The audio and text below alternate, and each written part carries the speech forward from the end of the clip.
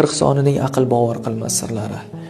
Odam alayhissalomning bo'yi 40 metr ekanligi zikr qilinadi va u zotning avlodlari 40 mingga yetganida Odam alayhissalom vafot etganliklari aytiladi. Inson hayoti boshlanishidan boshlab 40 soni bilan yuzma-yuz keladi.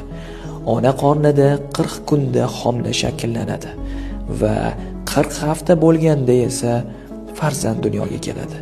Tug'ilgach esa 40 chiqadi, yana 40. Dajjolni esa yerda qolish muddati roppa-rosa 40 kun. Mahdi 40 yoshda o'zini ko'rsatadi. Nuh to'foni esa 40 kun davom etgan. Yunus payg'ambar esa baliqning qornida roppa-rosa 40 kun qolib ketganlar. Yahudiylar esa cho'lda 40 yil hayot kechirishgan. Iso va Musa alayhissalomlar esa 40 kun roza tutishgan. Bizda islomda esa molning 40 dan biridan zakot berishligi ham sizni ajablantirmayaptimi? Bo'lmasa Ali radhiyallohu anhu ning quyidagi so'zlarini eshiting. Menga bir harf o'rgatganning 40 yil quli bo'layin. Hadislarda 40 soni 18 marta qo'llangan va 40 hadis deya hadisni 40 sonining barokatidan ulamolar 40 hadis to'plashgan.